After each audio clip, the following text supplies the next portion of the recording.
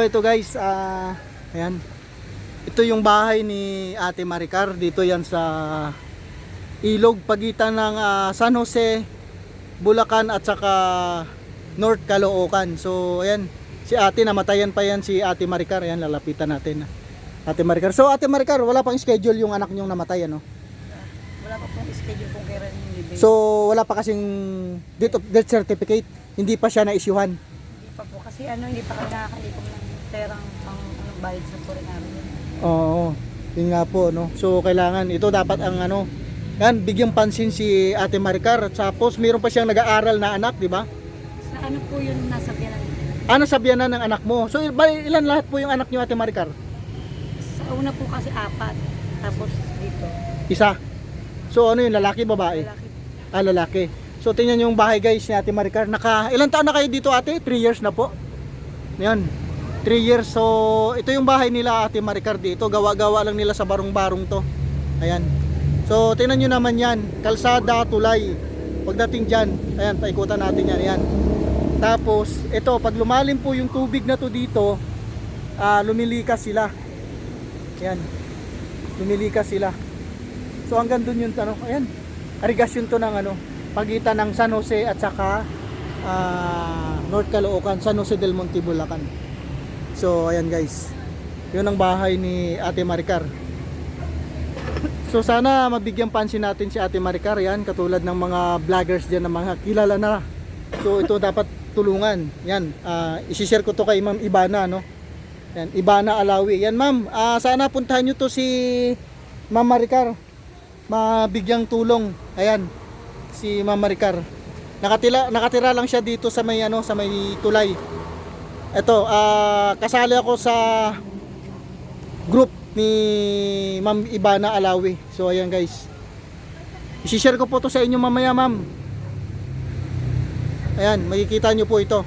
Sana mapuntahan nyo pagitan ng North Caloocan to San Jose del Monte, Bulacan.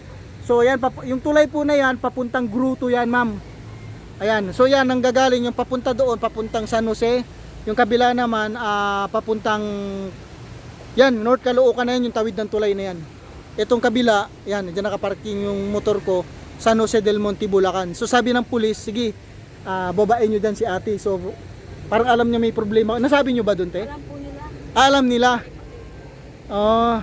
So tumutulong naman ang mga kapulisan natin sa inyo, ano? Opo, minsan po binibigyan din nila kami ng pagkain. Oo, yan. Mga mababait din yung mga kapulisan dito sa lugar ng San Jose del Monte, Bulacan. So tinan nyo yung bahay ni Ate Maricar. Ayan. Barong-barong. So tagpi-tagpi lang to gawa sa mga light material, mga plywood na mga napupulot na mga plywood, no, ate, kung saan nakukuha ni Ate Maricar. So ayan. Ayan, sana matulungan si ang bukod kay Ma'am Ibana Alawi. Ayan, yung isang tumutulong na vlogger, lagi akong nanonood yan sa video niya, no. Lagi akong nagla-like, nagsi-share. Ayan, si Porin ni Germs. Ayan. Ayan, shout out idol, Porin ni Germs. So puntahan nyo to dito sa San Jose del Monte, Bulacan, boundary po ng North Caloocan. Si Ate Maricar. Ate Maricar, anong masasabi mo dun sa ipaabot mo sa mga kilala namin, mga kasamang mga vlogger?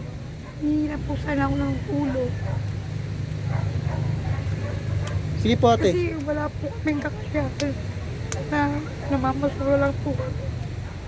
Yun lang po. Tapos, yung nakatira kayo dito sa Ilalim po ng tulay ng San Jose. ayun. So yan po yan. Sana yan, bigyan nyo ng pansin yan si Ate Maricar. Nakatira lang siya dito sa San Jose. Tapos namatayan pa sila. Sa ngayon, nandun pa rin nakaburol.